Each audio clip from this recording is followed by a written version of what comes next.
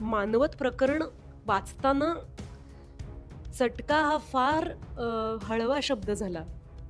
आपल्याला धक्का बसतो.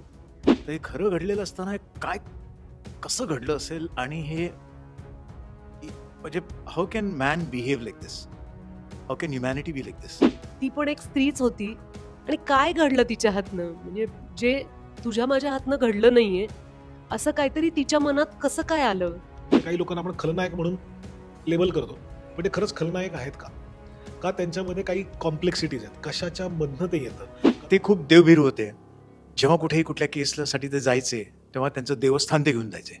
बनवण्याचा हेतू हाच आहे की हे पुन्हा घडू नये आणि अंधश्रद्धा निर्मूलन व्हावी, जेणेकरून आपण एकमेकांना तरी शहाणं करू की आपल्याला या वाटेला जायचं नाहीये आणि आपण कधीही अशा कुठल्याही मानसिकतेचे जरी साक्षीदार झालो तरी दुसऱ्या माणसाला परावृत्त करण्याची धमक आपण सोडायची नाहीये. कुसुमाग्रज म्हणतात की रात्रीच्या गर्भात असे ते आपण विश्वास ठेवूया की उशक्कालच आहे, बाकी काय असतं याचा विचारच नको करायला. इतकं थरारून सोडणारं काही माणसं वागतात. मी डीसीपी रमाकांत कुलकर्णी, पोलीस आहे.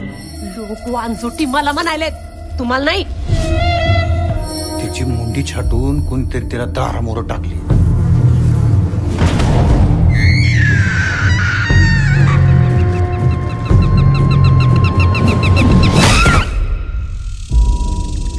नमस्कार, मी प्रणाली मोरे. लोकमत फिल्मीच्या मंचावर आपल्या सगळ्यांचं खूप खूप स्वागत. आज आपल्या मंचावर खूप दिग्गज लोक आले आहेत आणि 70च्या दशकात ज्या मर्डर केसनं भारताला हादरवलं होतं त्यावर आता वेबसिरीज येते सोनी लिव्हवर, मानवत मर्डर. तर आशुतोष सर, सुरुवातीला पहिला प्रश्न तुम्हाला. एकतर पोलीस इन्स्पेक्टरच्या भूमिकेत तुम्ही याआधी आम्हाला दिसलेला आहात आणि आत्ता पुन्हा दिसणार आहात. आणि रमाकांत कुलकर्णी जे शेरलॉक होम्स म्हणून आपण त्यांना म्हणायचे आणि त्यांची भूमिका, त्यामुळे एकंदरीतच अर्थात तुम्हाला आम्ही काय विचारणार, तुम्ही तयारी कशी केली आणि काय एकंदरीत नाही, पण त्यांची भूमिका साकारताना एक तो अनुभव आम्हाला सांगाल आणि एकंदरीत प्रोसेस कशी होती मानवत मर्डरची ही सिरीज करताना तुमची.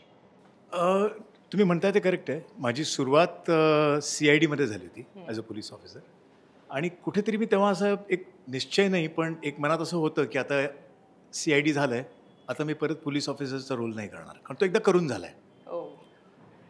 पण जेव्हा आदिनाथ कोठारेचा त्याचा मला फोन आला आदिनाथचा आणि म्हणाला की असं असं रमाकांत कुलकर्णीजींवर एक DCP रमाकांत कुलकर्णीवर एक शो करतायत आणि मला त्यासाठी कन्सिडर केलं आहे. तर मी आधी ऑनेस्टली सांगतो, मला नाव फक्त माहीत होतं पण एक्झॅक्टली किती काय अचीवमेंट्स आहेत ते मला माहीत नव्हतं. तर त्याने मला आधी पुस्तक पाठवलं, footprints on the sands of crime. त्यांच्या जितक्या केसेस त्यांनी सॉल्व्ह केल्या त्या सगळ्या केसेस त्यामध्ये होत्या. ते मी वाचलं मानवत मर्डर्सला रिलेटेड आणि मग त्यांनी मला 8 एपिसोड्स पाठवले. 8 एपिसोड वाचल्यानंतर त्याचं जे फॅक्च्युअल मी बघितलं आणि मग त्याचं रूपांतर एका स्क्रीनप्लेमध्ये कसं झालं आणि ती गोष्ट त्यांना कशी सांगायची आहे हे जेव्हा मला कळलं तेव्हा I was a little attracted. ऐसर आपला पण तोडायला हरकत नाही की हा पोलीस ऑफिसर जर का मला करायला मिळतोय तरी माझं भाग्य आहे आणि मी सोडता कामा नये. Add to that Ashish Bende हा डिरेक्टर आहे आणि त्याच्याबरोबर मी व्हेंटिलेटर फिल्ममध्ये जेव्हा मी ॲक्टिंग करत होतो तेव्हा आशिष वॉज द ॲसोसिएट डिरेक्टर आहे. त्यामुळे आमचं एक चांगलं ट्युनिंग तिथे झालं होतं आणि मला ते खूप गरजेचं आहे की कोण कोण करतं आहे. So Adinath, I been a admirer of all his films that he does, right up to Shaktimaan. आणि Ashish is going to direct. So I thought की डेफिनेटली हे एक पॅकेज खूप चांगलं आहे. ॲड टू दॅट त्यांनी मग ते पत्ते आपण काढतो ना एक एक, तसे 3 पत्ते अजून काढले त्यांनी. Sonali Kulkarni, Sai Tamhankar, Makarand Naspure. I said I am doing it. निश्चित. सोनालीताई, आम्ही काही चलचित्र पाहिली या सिरीजची आणि तू ज्या पद्धतीनं अशा अंगावर येतेस लिटरली, म्हणजे तुझा तो, मला वाटतं तू बोललीही नाही आहेस पण नुसती दिसतेस तरी तो एक आपण म्हणतो ना, काय म्हणतात त्याला, पटकन एक जरब जो असतो एखाद्या माणसाचा तो त्या व्यक्तिरेखेतनं दिसतो आणि तो अंगावर येतोय. आणि मग कदाचित आमच्यापैकी बऱ्याच जणांचे आपले जन्मही झाले नसतील, कदाचित तुझाही नाही, जेव्हा ती मर्डर केस झाली असेल तेव्हा. तर आपण त्या जगात जातो आणि माहिती नाही आहे, ऐकली आहे, पण आपण त्याचा अभ्यास करायला लागतो. अशा गोष्टी तुमच्या कलाकारांच्या भूमिका आणि ते प्रोमो ट्रेलर पाहून आम्हाला जाणवत आहेत. तू स्वतः जेव्हा मानवत मर्डर ही सिरीज तुझ्याकडे आली, तू स्वतः किती मागे गेलीस आणि त्या केसमध्ये घुसलीस आणि कशा पद्धतीनं ती व्यक्तिरेखा साकारलीस?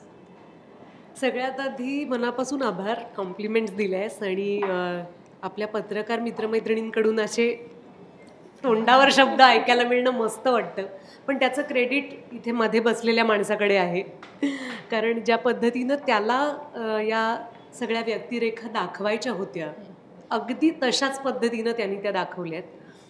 आणि या केसबद्दल म्हणशील तर मागे जाण्याचा प्रश्नच नव्हता, कारण मी मानवत हा शब्द फक्त ऐकला आहे आणि त्याला जोडून येणारी लोकांची प्रतिक्रिया की मानवत बापरे भयंकर, म्हणजे काय झालं हे माहीतच नव्हतं.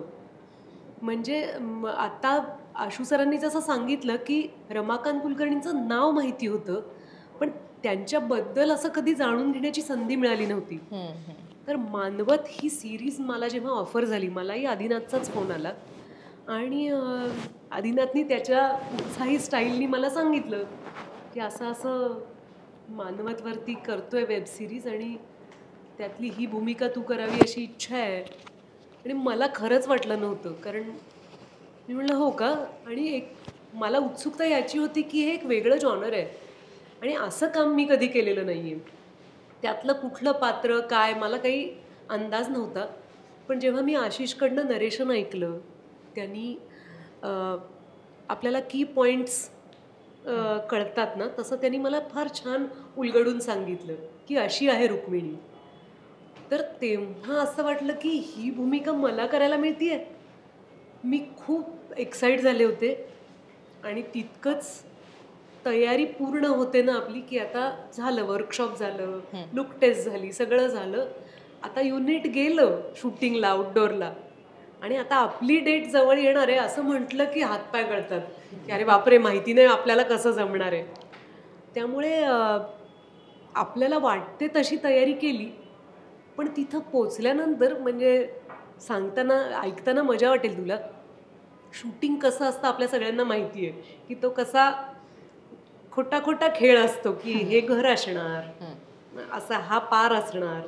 पण अक्षरशः आमच्या लोकेशनवर आम्ही सगळेजण गेलो, त्या सीनसाठी तयारीसाठी जेव्हा जमलो तेव्हा त्या वातावरणात काहीतरी भारले पण होतं आणि आम्हाला सगळ्यांना तिथे आमच्या आमच्या भूमिकेचे सुराग मिळत गेले. पण सोनालीताई, तू आत्ता म्हणालीस जसं रुक्मिणी ही भूमिका आहे, फार भयानक भूमिका आहे खरं तर त्या बाईची. कारण त्या बाईने जे केलंय किंवा जे तिच्या वाट्याला आलं पण असेल त्याच्यामुळे तिने ते केलं, ते कुठेतरी बघितल्यानंतर तो एक भयानकपणा, भीषणपणा आपल्यालाही जाणवतो. तर तुझ्या भूमिकेत आणण्यासाठी तसं एक्सप्रेशन, अर्थात तू उत्तम अभिनेत्री आहेस त्याच्यामुळे प्रश्नच नाही की तू तयारी कशी आणि काय केली आहेस, बट जेव्हा तुला ते कळलं असेल की ही बाई अशी होती, ह्या बाईने असं केलंय, तेव्हा मनाला एक स्त्री म्हणून एक वेगळा चटका लागतो. तो ते वाचलंस, ऐकलंस, तेव्हा काय तुला फील झालं? खूप धक्का बसला 100%. मला कशाची मदत झाली हे ऐकलंस तर तुला आश्चर्य वाटेल. लॉकडाऊनच्या दरम्यान मला सोनी लिव्हनीच क्राईम पेट्रोलचं अँकरिंग करायला सांगितलं होतं. कारण अनूप ब्रेक घेणार होता. अनूप माझा मित्र आहे आणि मी अनूपला फोन केला, म्हटलं अरे मला नाही जमणार, मी माझे म्हणजे डरना जरुरी हे नावाचा सिनेमा मी बघायलाच गेले नाही रामोजींचा, इतकी मी घाबरते त्याच्यावर. तर म्हणलं मला कसं येणार अनूप. तर अनूप म्हटला कर ना यार, आता मी माझं दुसरं प्रोजेक्ट चाललंय, तू कर ना ते काय एपिसोड म्हण. आणि त्या क्राईम पेट्रोलचं निवेदन करताना एक वेगळाच आमचा सीन असायचा. म्हणजे पहिल्या शेड्यूलला तर असं झालं की ते आधी येऊन गोष्ट जेव्हा त्यांनी सांगितली की आजचा एपिसोड कशावर आहे, तेव्हा मी रडायला लागले. तर ते सगळे खूप कन्फ्यूज झाले की अरे आता तुझी कुठे आम्ही समजूत घालत बसू, इतका टाईम नाही आहे. ते तू नाही रडायचं, तू फक्त सांगायचंयस काय झालंय ते. पण पहिल्या शेड्यूलमध्ये मला धक्का बसला की माणसं कशी असं वागू शकतात. आणि मग झालं, त्यातनं मी बाहेर आले आणि मग मी अजून नेटानी निवेदन करायला लागले. तर ते 25 एपिसोड्सची माझी कमिटमेंट 100 एपिसोड्सपर्यंत गेली. आणि नंतर मला महत्त्वाची गोष्ट अशी वाटते की माझ्यासाठी शेवटच्या 25 की 50 एपिसोड्समध्ये अंधश्रद्धेचे सगळे विषय घेतले होते की अंधश्रद्धेमुळे काय काय गुन्हे घडलेत भारतात आणि त्या सगळ्या सत्य घटना होत्या. आणि ते समजून घेताना ना एका पॉईंट नंतर आपलं दुःख राहिलं बाजूला आणि मानवी मन नक्की काय काय चाळे करतंय हे बघण्यात मती गुंग व्हायला लागली. तसं मानवत प्रकरण वाचताना चटका हा फार हळवा शब्द झाला. आपल्याला धक्का बसतो. माणसं अशी नाही वागू शकत असं आपल्याला वाटतं. त्यामुळे अशी भूमिका कशी करायची एक्झॅक्टली. तर ते समजून घेताना आमचा लेखक गिरीश जोशी यांनी लिहिलेलं स्क्रिप्ट आणि आशिषचं कन्व्हिक्शन की कशा प्रकारे माणसाचा वेडसरपणा दाखवताना सगळ्या प्रकारच्या वेड्यांचा आपण अर्क नाही काढत ना. त्या माणसाची काहीतरी एक स्ट्रीक शोधत असतो. तसं त्यांनी आमच्या प्रत्येकाला काही ना काहीतरी एक वेडेपणाची झालर दिली होती आणि ती झालर पकडून आम्ही निभावलं आमचं कॅरेक्टर. निश्चित. मला वाटतं आशिष तुला माणसांच्या विश्वाला जवळून अनुभवायला आवडतं असं वाटतं, कारण आत्मपॅम्पलेटसारखा सिनेमा केल्यानंतर तू आत्ता मानवत मर्डर पण त्याची एक वेगळी बाजू तू समोर आणतोयस. आत्मपॅम्पलेट इज वेगळा टोटली आणि त्यामुळे मला वाटतं तुझं आणि त्याचं छान कनेक्शन आहे. ते जसं आत्मपॅम्पलेटमधून दिसून आलं मला वाटतं तसं मानवत मर्डरमध्येही तू त्या पद्धतीनं आम्हाला ती बाजू दाखवशील माणसाच्या मनाची. तो काय कितपर्यंत विचार करू शकतो आणि कसा विचार करू शकतो तर त्याबद्दल सांगशील. तुझं कसं ते कनेक्शन आहे खास? माणसाबरोबर कनेक्ट आता आत्मपॅम्पलेटमधला माणूस मीच होतो त्यामुळे वेगळं कनेक्ट करण्याची गरज नव्हती. पण मानवतच्या बाबतीत असंच होतं की आफ्टर आत्मपॅम्पलेट तशाच प्रकारचे सिनेमे माझ्याकडे येत होते आणि मला काहीतरी वेगळं करायचं होतं की नको ते नको परत.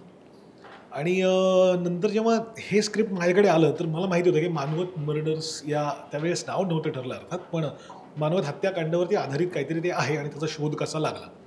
मी परत त्या ह्याच्यामध्ये होतो की हे परत खून घडले मग ते कोणीतरी ऑफिसरने शोधले इतकंच त्याचं बेसिक कथानक डोक्यात ठेवून त्या पूर्वग्रहाने मी वाचायला सुरुवात केली रिलक्टंटली. पण जसजसं मी ते वाचत गेलो तसं ते कुणी केलं काय केलं ह्याच्यापेक्षा तू म्हणतेस तसं की मानवी व्यवहार जो आहे काय प्रकारच्या कॉम्प्लेक्सिटी असतात. म्हणजे काही लोकांना आपण सरळ अशा प्रकारच्या स्टोरी टेलिंगमध्ये काही लोकांना आपण खलनायक म्हणून लेबल करतो, पण ते खरंच खलनायक आहेत का त्यांच्यामध्ये काही कॉम्प्लेक्सिटीज आहेत, कशाच्या मधनं ते येतं. कदाचित लॅक ऑफ एज्युकेशनमधनं येतं, कदाचित इन्फ्लुएन्सेसमुळे येतं, काहीतरी कल्चरल काहीतरी गोष्टी असतात पगडे असतात त्याच्यामधनं येतं. ह्या सगळ्या गोष्टींचा परिणाम होतो. ती व्यक्ती कन्व्हिन्स असते, त्या व्यक्तीला वाटत नसतं की ती चुकीचं काहीतरी करते. तर हे जे समाजाचा एक भाग आहे ते जे मानवी मनोव्यापार आहे तो खूप इंटरेस्टिंग मला वाटला. आणि म्हणून पब्लिक डोमेनमध्ये असलेली ही केस आता तुम्हाला सगळं माहिती आहे, हे या इंटरव्ह्यूच्या आधी तुम्ही सगळं बघितलं आहे, पण सिरीज बघताना ते मध्ये येत नाही. तुम्ही त्या स्टोरीबरोबर जात how it unfolds. Ramakant Kulkarni यांनी अशा काय गोष्टी केल्या आणि त्याच वेळेस तिथे अपार्ट फ्रॉम हे खलनायक अजून बरीचशी लोक आहेत. म्हणजे ही 4 पात्र जी आपल्याला थंबनेलमध्ये दिसतात त्या व्यतिरिक्त एक वाक्य असलेले एक सीन असलेले असे असंख्य कलाकार असंख्य पात्र आहेत की ज्यांचं खूप मोठं कॉन्ट्रीब्युशन आहे या गोष्टीला पुढे नेण्यासाठी. आणि अर्थात आशुतोष सर आणि सोनाली सई खूपच मकरन असे खूप मोठमोठे कलाकार असताना आणि अर्थात जे स्वतः डिरेक्टर आहेत. सो अशा वेळेला त्यांना आपण डिरेक्ट करायचं आहे तर ते तुला कुठे दडपण होतं किंवा नाही आशुतोष सर हे थोडं असं हवं आहे हे असं झालं का म्हणजे किंवा?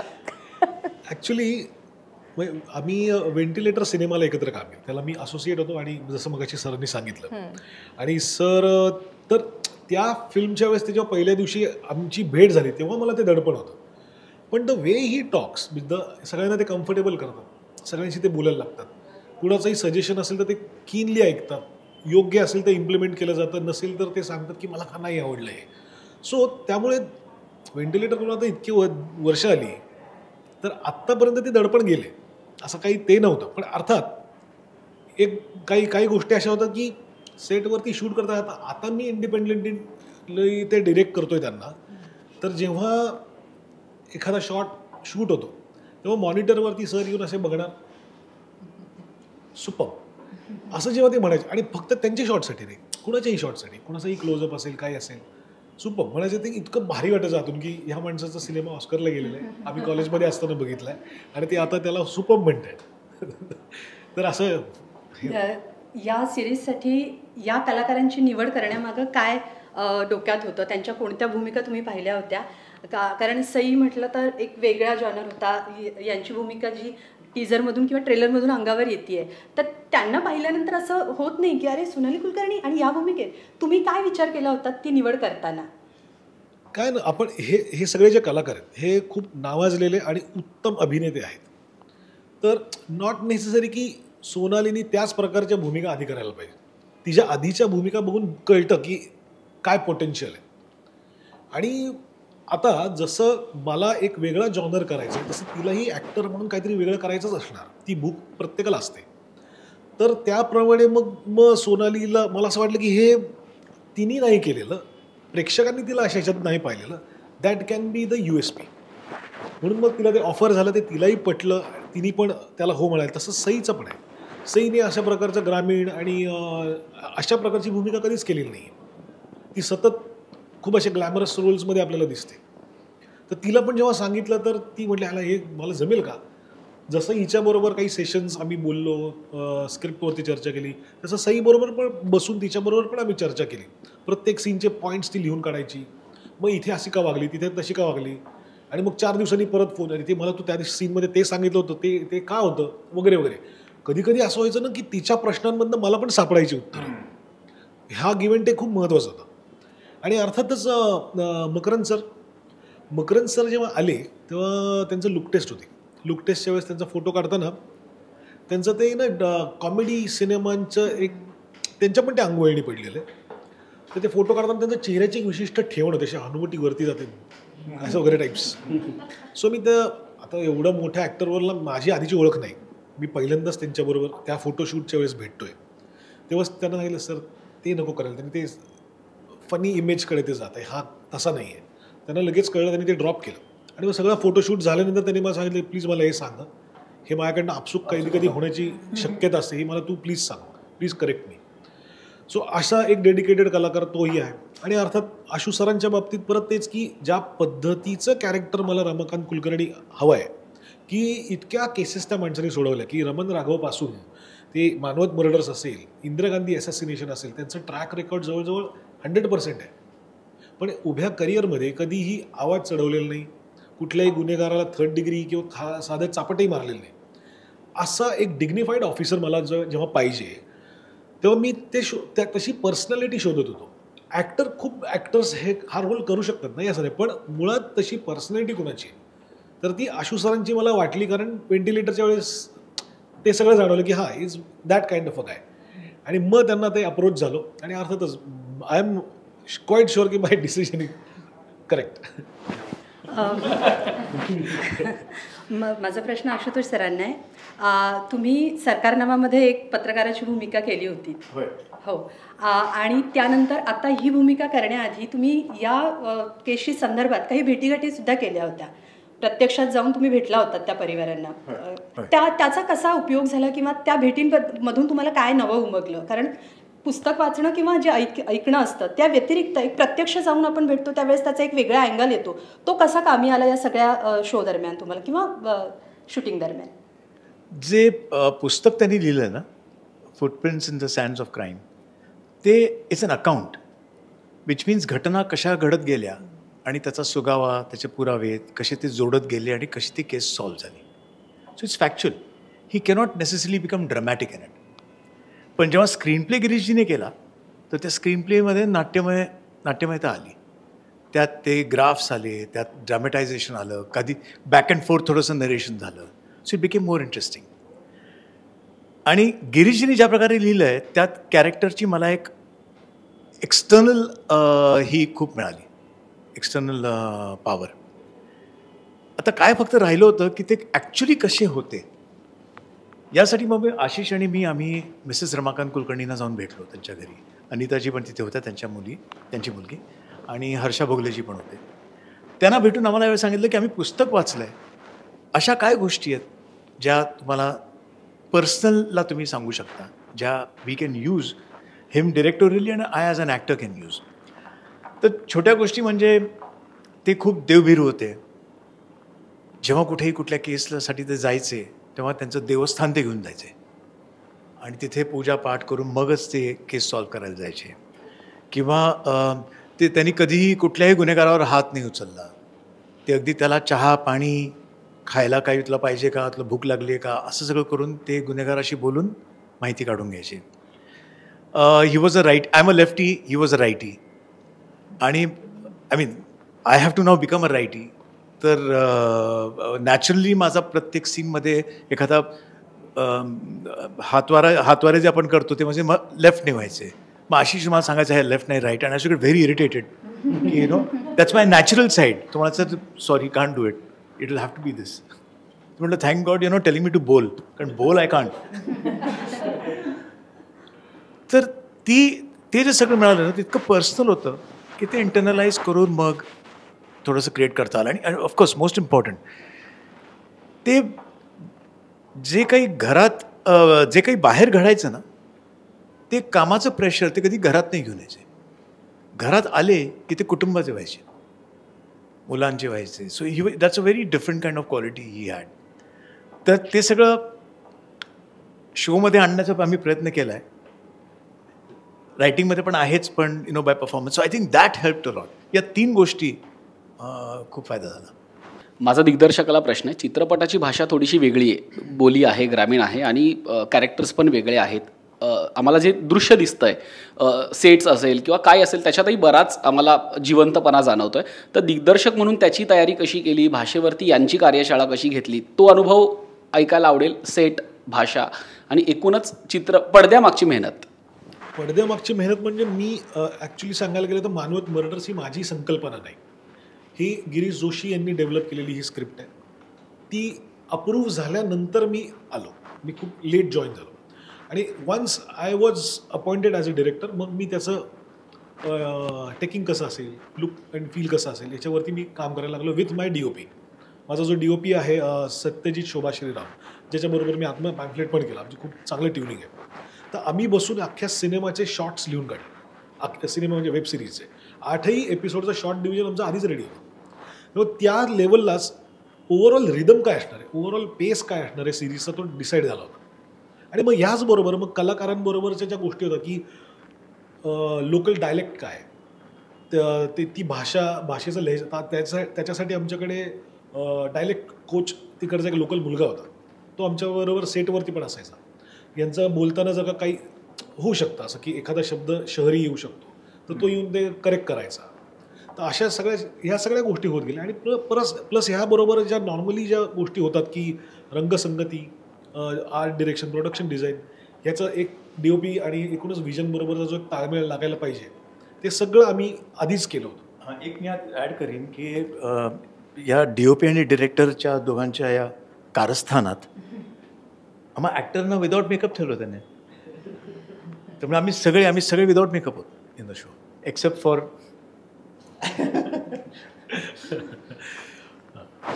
आशु सरांना मला प्रश्न विचारा. सुरुवात तुम्ही अभिनयातनं केली आणि मग पूर्णतः दिग्दर्शनाकडे वळलात. आज आम्ही तुम्हाला पुन्हा पडद्यावरती बघणार आहोत किंवा स्क्रीनवर बघणार आहोत. माझा प्रश्न आहे की अभिनय सोडून मग पूर्णतः दिग्दर्शनाकडे वळण्याचा निर्णय का घेतला किंवा मग अभिनयाला थोडंसं मागे का सोडलात? सुपर क्वेश्चन आहे. त्याला जोडून दोन्हीपैकी काय आवडतं हे सांगावं लागेल. हा अत्यंत super question. So let me start. Actually जेव्हा मी ॲक्टिंग करत होतो ना तेव्हा थोडंसं माझं डिसइल्युजनमेंट होत होतं with the kind of roles I was getting.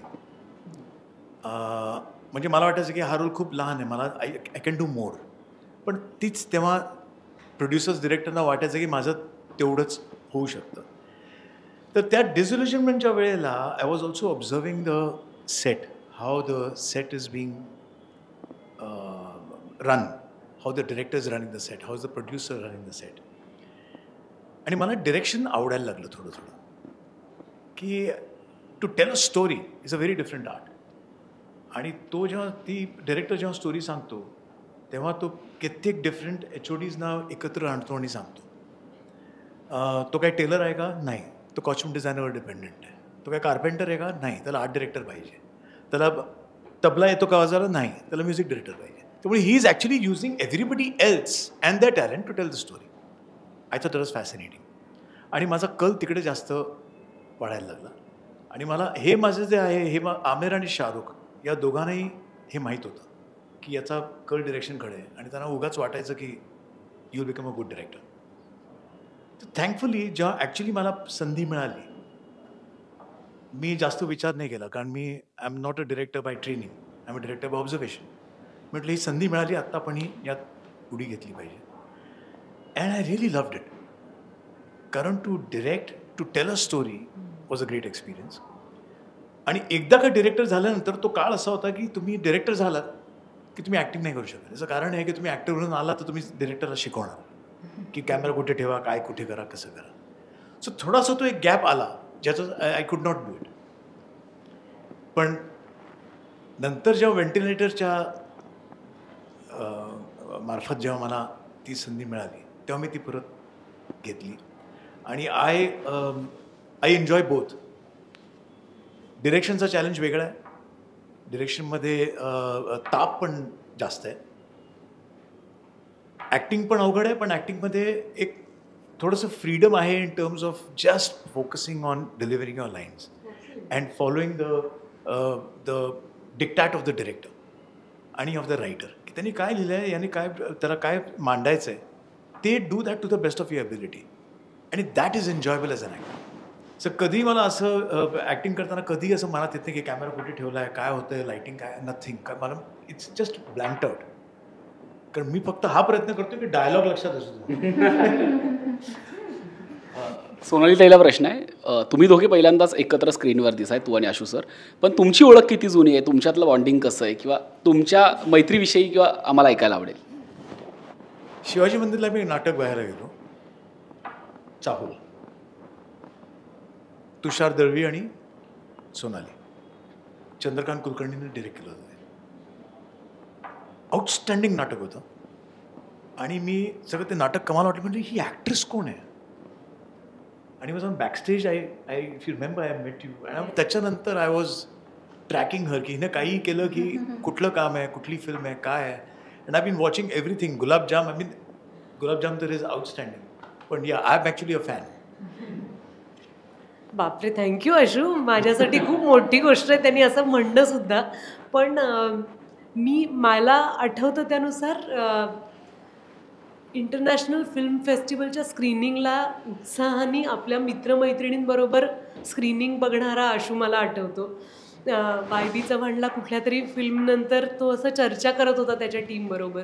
आणि त्याचे एक एक सिनेमे बघणं मला अजूनही आठवतं. मिशन काश्मीरसाठी माझं आयफाला नॉमिनेशन होतं, तेव्हा लगानचा सनसिटीला प्रीमियर होता. तर तेव्हा हे मला म्हणतानाही मज्जा वाटते आणि तुला हसू येईल अशा परत ऐकून. पण मला नेहमीच असं वाटत आलं आहे की मी त्याच्या टीममधली आहे. त्याच्या सिनेमात मी नसले तरी मला असं वाटतं की अरे लगान आपल्या अशा स्वदेश येणार आहे, स्वदेश वगैरे.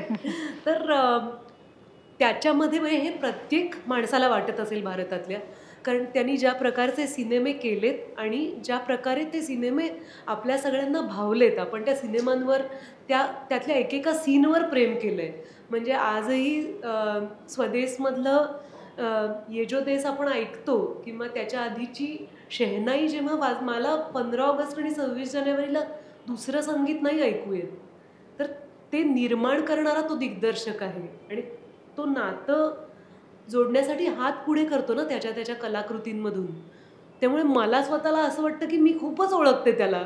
आणि उत्सुकता आहे की तो पुढे काय करणार आहे. कलाकार म्हणून एकत्र काम करताना थँक्स टू आशिष मला खरंच सांगते म्हणजे दडपण नाही आलं. एकतर ते रुक्मिणीचंही काय म्हणूया, रुक्मिणीच्या स्वभावातला करारीपणा असेल त्यामुळेही नाही टेन्शन आलं. आणि हा आशूचाही मोठेपणा आहे की तो कुठल्याच माणसाला म्हणजे आसपासच्या कुठल्याही माणसाला त्याच्या आशुतोष गोवारीकर असण्याचं बर्डन देत नाही. त्याच्या वागण्यात खूप सहजता असते, त्यामुळे आमच्या सेटवर इतकी नवखी माणसं सुद्धा होती आणि त्याच्या अनुभवासमोर सगळेच जण नवखे वाटू शकतात, पण तो लवलेशही नाही आहे त्याच्या वागण्यामध्ये. त्यामुळे आम्ही अभिमानाने आम्ही ओळखतो आशुतोष. माझा प्रश्न दिग्दर्शकांना आहे, कारण एकतर ही घटना जी आहे ती बऱ्यापैकी आपल्याला म्हणजे बऱ्याच जणांना माहिती आहे, एकतर गुगल केल्यावर बऱ्याच जणांना ती कळते, यूट्यूबच्या माध्यमातून बऱ्याच जणांना माहिती आहे, पण दिग्दर्शक म्हणून अशा एका गोष्टीवर काम करावं, त्याच्यातनं कुठल्या गोष्टी अशा म्हणजे हात राखून करायला लागल्या का? कारण कायद्याच्या गोष्टी आहेत त्याच्यात, पॉलिटिशियन्सच्या गोष्टी आहेत, सो बऱ्याच कुठल्या गोष्टी अशा डिरेक्ट करताना ती मांडताना अशा हात थोडासा असा आखडता घ्यावा लागला? बरोबर.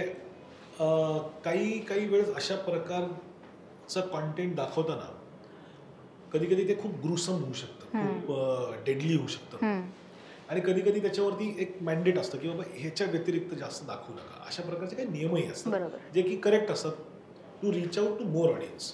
ते आवश्यक आहे. तर विदिन दॅट लिमिट आपण तो परिणाम कसा साधू शकतो, त्याच्यासाठी क्राफ्ट इज व्हेरी इम्पॉर्टंट. त्याच्यामध्ये मग एडिट आहे, कॅमेरा आहे, बॅकग्राऊंड म्युझिक आणि एकूणच सगळ्याच गोष्टींचा एक परिणाम साधून व्हिज्युअली मी तुम्हाला नाही दाखवते, पण मी ह्या सगळ्या गोष्टींचा परिणाम तुमच्यापर्यंत पोहोचवतो. याच्यासाठी जे क्राफ्टिंग पाहिजे ते सतत एक्सप्लोअर करायला लागत होतं थ्रू आउट. कारण ते एवढे सगळे मर्डर्स परत परत दाखवायचे एका वेगवेगळ्या इंटरव्हलला, तर त्याची जी भीती आहे, त्याचं जे एक आसपास वातावरणामध्ये असणं आहे ते तुम्हाला सतत मेंटेन करायला लागतं. सो त्याच्यासाठी जे काही कष्ट करायला लागले किंवा त्याच्यासाठी जे काही आता ते आवडतंच करायला प्रत्येक, ते काही कष्ट नाही आहे, ते एन्जॉय करण्याची प्रोसेस आहे. म्हणजे अशा प्रकारचं काहीतरी नवीन काम. पण कदाचित वेब सिरीज असल्यामुळे जरा जास्त लिबर्टी मिळाली आणि हा सिनेमा असता तर थोडा हाताकडता घ्यावा लागला असतं असं वाटतं का? प्रत्येक माध्यमाचे हे काय चांगले वाईट हे असतात, कारण त्याचं वेब सिरीजला रेस्ट्रिक्शन्स थोडे कमी आहेत, सिनेमाला ते जास्त आहेत. बरोबर. कधी कधी काय होतं ना की वेब सिरीजला रेस्ट्रिक्शन्स कमी असल्यामुळे ते कधी कधी ना ओव्हरडू होतं. म्हणजे आता शिव्या चालतात म्हटल्यानंतर ना प्रत्येक 2 वाक्यानंतर सगळे शिव्या घालायला लागतात आणि मग ते नाही बघत, पण ते ऑर्गॅनिकली आलं पाहिजे. म्हणजे आमच्या याच्यामध्ये नाही आहेत का शिव्या, देतात की सोनालीने दिलेल्या आहेत त्याच्यामध्ये शिव्या, पण माझ्या मते मी त्या पर्टिक्युलर मोमेंटसाठी ठेवलेल्या. येता जाता उठबस पण करायची ती गरज नाही आहे. सो आता फ्रीडम मिळालं आहे म्हणून ते सगळं करत बसायला पाहिजे असं नाही, ते स्मार्टली वापरलं पाहिजे. माझा प्रश्न आहे साधारण हा सगळ्यांना लागू होईल, तर मी आशुतोष सरांपासून सुरुवात करते. कारण अंधश्रद्धेला खतपाणी घालणारं एकंदरीत हे कथानक आहे. आणि ह्या गोष्टी घडतात ह्या रात्रीच्या अंधारात बऱ्याचदा घडतात किंवा ज्या गोष्टी, त्यामुळे शूटिंग करताना बरेचसे सीन आम्ही जे पाहतोय ते अंधारातले आहेत. त्यामुळे तो अनुभव कसा होता अंधारात शूटिंग करतानाचा. आणि मला दिग्दर्शकांनाही विचारायचं आहे की ग्रामीण म्हणजे गावात जर शूटिंग झालं आहे रिअल लोकेशनवर तर तिथे बरेच डूज अँड डोंट्स असतात. सो तो एक अनुभव कसा होता. आणि सोनाली तू असे काही सीन केले असतेस तर ते कसे अंगावर आलेत किंवा कशा पद्धतीने तुझा अनुभव होता आशुतोष सर? डेफिनेटली चित्तथरारक असतं, पण शूटिंगच्या पेक्षा जास्त जी कल्पनेत आपण जे बांधतो ना की हे खरं घडलं होतं, तर हे खरं घडलेलं असताना काय कसं घडलं असेल आणि हे म्हणजे how can man behave like this, how can humanity be like this, तो खूप शॉकिंग एक्सपिरियन्स असतो शूट करताना. पण कुठे ना कुठे तुम्हाला माहीत असतं की लाईट आहेत, हे आहेत, ते आहेत, म्हणजे your steel balancing between reality and fiction. तर देर आर मोमेंट्स डायलॉग म्हणताना तुम्ही फिक्शनमध्ये जाता, तुम्ही मग रियालिटीमध्ये येता, so it's a constant balance that happens. पण हा definitely Manavat murders for me has been my most shocking show. म्हणजे ही ॲक्च्युली अशी it's not fiction, it's reality, आणि अशी केस घडू शकते, घडली, हे मला खूप शॉकिंग वाटतं. आणि आय थिंक बनवण्याचा हेतू हाच आहे की हे पुन्हा घडू नये आणि अंधश्रद्धा निर्मूलन व्हावी. कुठेतरी तो एक प्रयास आहे असं मला वाटतं. डूज अँड डोंट्स ग्रामीण भागामध्ये किंवा अशा ठिकाणी शूट करतानाच आहे हा जो प्रश्न आहे.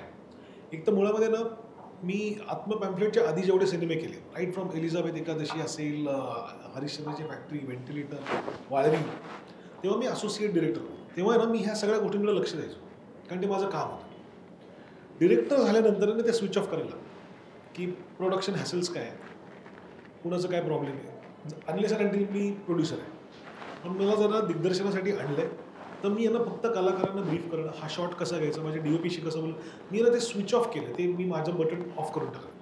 पण मी त्या प्रोडक्शन हॅसल्सकडे बघतच नाही, कारण कुठलाही शो निर्माण होणं किंवा कुठलाही सिनेमा करणं हे सोलो ॲक्ट नाही आहे, एक टीम असते. एक टीम्स एफर्टनीच ते होतं. म्हणजे हा शो चांगला होणं, त्याचा सक्सेस, याचं श्रेय माझं किंवा आम्ही फक्त 4 कलाकार जे पुढे दिसणार आहेत त्यांचं नसून खूप लोक त्याच्या मागे उभे आहेत. या सगळ्या लोकांनी त्या ग्रामीण भागामध्ये गेल्यानंतर जे शूटिंगला सपोर्ट केलं, मला माहीत नाही पडद्याच्या मागे काय काय त्यांनी ॲडजस्ट केलं. फॉर एक्झाम्पल मी तुम्हाला सांगतो, एक असं लोकेशन आहे जिथे असं खाणीसारखा एक भाग आहे, ज्याच्यामध्ये आम्ही शूटिंग करतो दिवसभर, उन्हातानाचं शूटिंग होतं, आणि मराठवाड्यामध्ये ऐन असं एप्रिलमध्ये वगैरे शूटिंग होतं. आणि आमचा सगळा बेस, वॅनिटी आणि सगळं कॉस्ट्युमचे बेस सगळे वरच्या भागात लागले होते, आणि आम्ही दिवसभर त्या खड्ड्यामध्ये शूटिंग करतो. मला माहीत नाही वरती काय चाललं, वरती जे काय प्रॉब्लेम्स त्यांचे चालले होते लोकांचे, हे नंतर मी परवा त्या दिवशी BTS ते आपले असतात मेकिंगचे जे शॉर्ट्स असतात, ते काय मी बघत होतो. म्हटलं अरे बापरे, वरती एवढा तमाशा होता, आम्हाला खाली जाणून पण दिलेलं नाही ह्या लोकांनी. सगळ्या लोकांनी मिळून सगळे गावकरी रेडी करणं, त्यांना कॉस्ट्युम घालणं, त्यांना योग्य ठिकाणी उभं करणं, आणि दिवसभर ती माणसं उभी ठेवणं, त्यांचं खाणं पिणं. इट्स म्हणजे hats off to my team. त्यांच्यामुळे हा शो असा दिसतोय. सोनाली, तू काय सांगशील? तुझा प्रश्न मजेदार आहे की रात्रीच्या शूटिंगबद्दल. तर मला गंमत अशी वाटते की आमच्या ट्रेलरमधले काही शॉट हे माध्यांनीचे आहेत, लख्ख उजेडातले आहेत, आणि त्याचीसुद्धा दहशत वाटते. आणि हे किर्र शांतता आहे त्यात.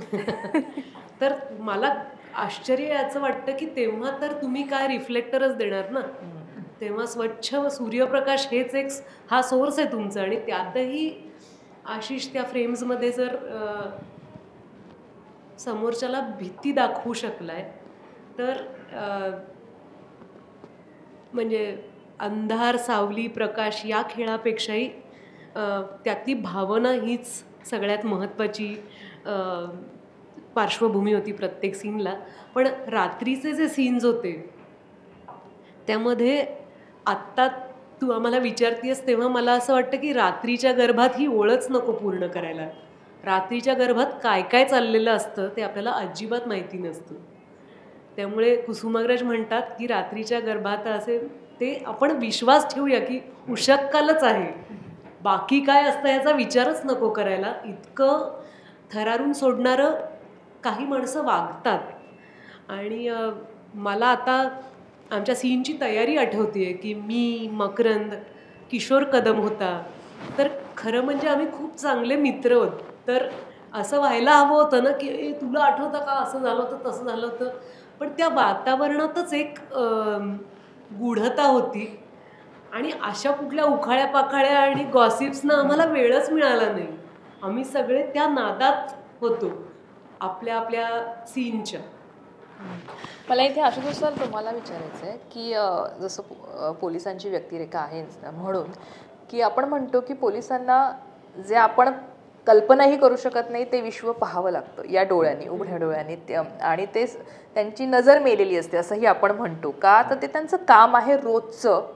मला वाटतं दिवसभराचं तेच बघत असतात, एकामागून एक बघत असतात ते, त्यामुळे नजर मेलेली असते आणि घरी बिचारी ते सगळं सोडून जातात. तर आत्ता या क्षणी तुम्ही स्वतः ती भूमिका साकारलेली आहे पोलिसांची, त्यामुळे पोलिसांसाठी काय सांगाल खरं तर? कारण आत्ता कुठेतरी ही जाणीव होते, हे अशा पद्धतीनं काही चित्र आपल्या समोर आले की बापरे, हे इतकं विदारक यांना रोजचं झालं आहे. तर यात एक पर्सनल बाब ही आहे की माझे वडील पोलीस ऑफिसर होते, त्यामुळे ते मी अगदी जवळून बघितलं आहे की बंदोबस्ताची ड्युटी असेल किंवा 24-24 तास 48 तास परत घरी न येणं, रात्री नाईट ड्युटी लेट व्हायची, खूप सॅक्रिफाईस आहे तो मोठा. म्हणजे इट इज इतकं श्रद्धेने ते काम केलं जातं. I am saying now, I am talking mainly about Maharashtra police. Yes now की इतकं श्रद्धेने ते काम करतात आणि म्हणजे कुटुंबाची पर्वा नाही करत, त्यांचं एंटरटेनमेंट मनोरंजन काही नाही, त्यांचं फक्त एकच आहे ड्युटी, संरक्षण, try and keep the crimes at the most level point. I think it's just unbelievably brilliant. तर हे मी स्वतः माझ्या घरात बघितल्यामुळे I have great respect and म्हणजे वंदन आहे त्यांना. माझा प्रश्न सोनाली ताईंना आहे. सखाराम बाइंडरमध्ये मुंगळ्याशी गप्पा मारणारी आणि आता अशी दहशत किंवा असं काहीतरी कांड करणारी स्त्री, ह्या दोन वेगळ्या किंवा तो एक जो टप्पा आहे तो तुम्ही आता पार केलेला आहे. इथून पुढं अशी भूमिका आली तर तुम्हाला करायला आवडेल का? आणि या भूमिकेसाठी जेव्हा ऑडिशन दिलं होतं किंवा लुक टेस्ट झाली होती त्या दरम्यान सिलेक्शनचा जो काळ होता किंवा सिलेक्शन झाल्यानंतर ह्या सगळ्या दरम्यान काय डोक्यात घुमत होतं? काय भूमिका आहे? आपण अर्थात तुम्ही खूप चांगल्या अभिनेत्री आहेत, मला त्याबद्दल नाही बोलायचं, मला म्हणायचं आहे की काय डोक्यात घुमत होतं की एक कलाकार म्हणून आपण आता हे करू शकतो किंवा आपण असं काहीतरी वेगळा अनुभव हे करणार आहोत? असं मी ना खूप हरखून जाते मला कुठलीही भूमिका मिळाली की.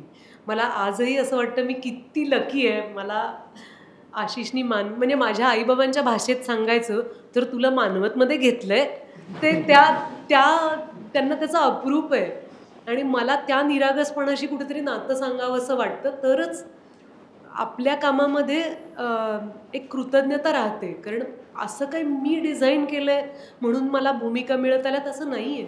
ते त्या लेखकांनी, दिग्दर्शकांनी, निर्मात्यांनी, त्या सगळ्यांनी त्याला पसंती दिली होती. त्यांनी प्लॅन केलं होतं की ठीक आहे हिला संधी देऊया. तर मी अजूनही अशी स्वप्न नाही बघू शकत की याच्या पुढे कुठली भूमिका आपण करूया. कारण जोपर्यंत मी स्वतः दिग्दर्शन करत नाही किंवा मी प्रोड्यूस करत नाही तो सिनेमा, तोपर्यंत असं मला ठरवता नाही येणार. माझा व्यवसाय हा निश्चितच परावलंबी आहे, कारण तो त्या कास्टिंगवर अवलंबून आहे. रुक्मिणीच्या कास्टिंगच्या बाबतीत मी बऱ्यापैकी चाचपडत होते. मी असं काहीही ठरवलं नव्हतं. ठरलं काय होतं तर आमच्या कॉस्ट्यूम डिपार्टमेंटनी ठरवलेली त्यांचं गोंधण, ती काय प्रकारच्या साड्या नेसायची किंवा माझी कुठलीही साडी शिवलेली नाही आहे, मला खऱ्या नऊवारी नेसाव्या लागल्या आणि त्यातला वावर कसा असतो तर त्याच्यासाठी खरंच मी नऊवारी ठेवली आहे घरी. त्यामुळे मी नऊवारी घालून वावरत होते, कारण उठणं बसणं वेगळं झालं आहे. नऊवारी घातल्यावर मी अशी एकावर एक पाय टाकून नाही बसणार कदाचित, किंवा कुणी खाली बसायला सांगितलं तर आपली बॉडी लँग्वेज बदलते. तर या गोष्टी होत्या.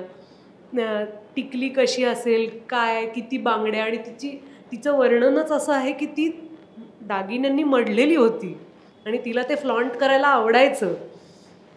हे सगळं मिळालं, पण नेमकी रुक्मिणी सापडत नव्हती. त्यामुळे लुक टेस्ट ते शूटिंगचा दिवस यापर्यंत, या दरम्यान माझी फक्त घालमेल झाली. मी शोधत होते की ती पण एक स्त्रीच होती आणि काय घडलं तिच्या हातनं, म्हणजे जे तुझ्या माझ्या हातनं घडलं नाही आहे असं काहीतरी तिच्या मनात कसं काय आलं. तर त्या प्रश्नाच्या उत्तराकडे जायचा मी प्रयत्न करत होते आणि त्या शोधात हातात आली ती म्हणजे तिची प्रचंड वेदना, तिची झालेली घुसमट, की त्या काळात त्या गावात ज्या ठिकाणी ती राहत होती तिथे तिला मूल नसणं, ह्याची जी अवहेलना तिनेच करून घेतली होती बाकीच्यांच्याही पेक्षा, ती सगळ्याच्या परे होती. तिला त्याचं उत्तर हवं होतं. अगदी. मानवत मर्डर केसने जसं सगळ्यांना हादरवून सोडलं, तशी आत्ता एक आपल्या मुंबईत घटना घडली ज्याने आपण सगळेच हादरून गेलेलो आहे, ते म्हणजे बदलापूर बलात्कार केस आणि नंतर झालेला एन्काउंटर. खूप कमी कलाकार जे सामाजिक विषयावर बोलतात, त्यामुळे मला आशू सर आणि सोनाली ताई, तुम्हा दोघांनाही विनंती होती की तुमचं ह्याविषयीचं मत, सामाजिक भोवताल ज्या पद्धतीने चाललेलं आहे त्याविषयी मत ऐकायचं होतं. खरं अरे मत देण्यापेक्षा निशब्द होणं म्हणजे आपण अक्षरशः 2 मिनिटाची शांतता पाळण्यासारखी परिस्थिती आहे. कारण सुचत नाही बोलायला काही, इतके हे घृणास्पद गुन्हे आहेत. पण तरीही असं वाटत राहतं की आपल्याला जेव्हा जेव्हा संधी मिळते तेव्हा तेव्हा आपण 2 शब्द का होईना एकमेकांसाठी बोलूया, जेणेकरून आपण एकमेकांना तरी शहाणं करू की आपल्याला या वाटेला जायचं नाही आहे. आणि आपण कधीही अशा कुठल्याही मानसिकतेचे जरी साक्षीदार झालो तरी दुसऱ्या माणसाला परावृत्त करण्याची धमक आपण सोडायची नाही आहे. नाहीतर आपण फक्त पेपरमधले मथळे वाचत राहू की इथे असं घडलं तिथे तसं घडलं आणि आपली नजर मरत चालली आहे की आपल्याला सवय होती आहे हे वाचायची. रोज मरे त्याला कोण रडे असं आपण म्हणतो, पण रोज घडत चालल्या त्या घटना.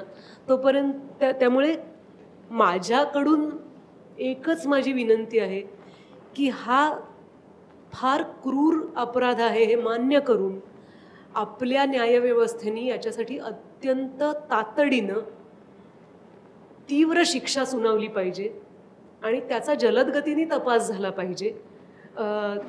तरच त्याची जरब बसेल आणि ते गुन्हे त्याची पुनरावृत्ती होणार नाही. ॲक्च्युली माझे शब्द चोरले तिने. I would actually ditto exactly what you sed. Yes, आज खरं तर आम्ही आता खूप उत्सुक आहोत, जसं आपले आता सगळेच व्ह्युअर्सही उत्सुक असतील ही सिरीज पाहण्यासाठी. पण तरीसुद्धा एक जाता जाता प्रश्न, तुम्ही दोघांनी जे म्हटलं, सरांनी जे ताईविषयी म्हटलं की तुम्हाला तिचं काम प्रचंड कधीपासून आवडतं आम्हाला कळलेलं आहे, पण तिने एक मुद्दा मांडला आहे की आम्ही काम एकत्र आता करतोय, पण ॲज अ डिरेक्टर तुम्ही आणि ॲज अ ॲक्ट्रेस ती, असं कधी झालं का नाही? ॲक्च्युली या इट्स अ गुड क्वेश्चन. ही संधी कधी आली नाही याचं कारण खूप सिम्पल आहे की माझ्याकडे असा काही रोल नव्हता जो मी ऑफर करू शकत होतो, कारण ती खूप ताकदीची ॲक्ट्रेस आहे. आणि म्हणजे हे फक्त मराठी पुरतं माझं बॉलिवूडमध्येच आहे, म्हणजे कारण ती बॉलिवूडमध्येही आहे. सो तुम्ही एवढे सिनेमे हिंदी सिनेमाच म्हणतो. हां, हिंदी सिनेमामध्ये माझ्या सिनेमामध्ये तिला साजेल असं ताकदीचं कॅरेक्टर माझ्याकडे कधी नव्हतं. आणि I do not want to cast her anything less, त्यामुळे ते कधी झालं नाही. पण इच्छा डेफिनेटली आहे. पण ॲशी व्हेरी राईटफुली सर, आम्ही जेव्हा भेटतो ना आम्ही असे भेटतो जसे की आमच्या 4 फिल्म्स करून झाले. पण आता वी कॅन से एक तरी करून झाली. मला अगदी 100% असं वाटतं, कारण मला इतका विश्वास आहे दिग्दर्शक म्हणून आशूवरती की मला असं कधी म्हणावंसंही वाटलेलं नाही की काय रे मला घे ना. कारण मला असं वाटतं तो घेईल. कारण असे जर मागून आपण काम करू शकलो असतो तर मग त्याला फक्त ओळखीच्याच माणसांना घेत बसावं लागलं असतं की अरे हिनी 3 वेळा म्हणलंय त्यांनी 5 वेळेला म्हणलंय. ते अवघड होऊन बसतं ना. दिग्दर्शकाला फार त्यासाठी प्रामाणिक राहावं लागतं. आपली पात्र आपल्याकडून काय मागतायत हे त्याला द्यावं लागतं. त्यामुळे हो की नाही, त्यामुळे मी खूप पेशन्स आहे माझ्याकडे आणि मी आरामात वाट बघायला तयार आहे. आणि तोपर्यंत तो खूप सिनेमे करणार आहे त्याच्यासाठी. तेच. आणि असं ग्रेट कॉम्बिनेशन लवकरच जुळून येऊ दे अशा आमच्याकडनं शुभेच्छा. आणि तुम्ही इथे आलात वेळात वेळ काढून आणि मानवत मर्डर या सिरीजविषयी आमच्यासोबत छान गप्पा मारलात आणि एक्झॅक्टली त्याच्यातली दाहकता आमच्यापर्यंत पोहोचली जी आता प्रेक्षकांपर्यंतही पोहोचणार आहे. तर या सिरीजसाठी तुम्हाला खूप खूप शुभेच्छा. Thank you so much. थँक्यू.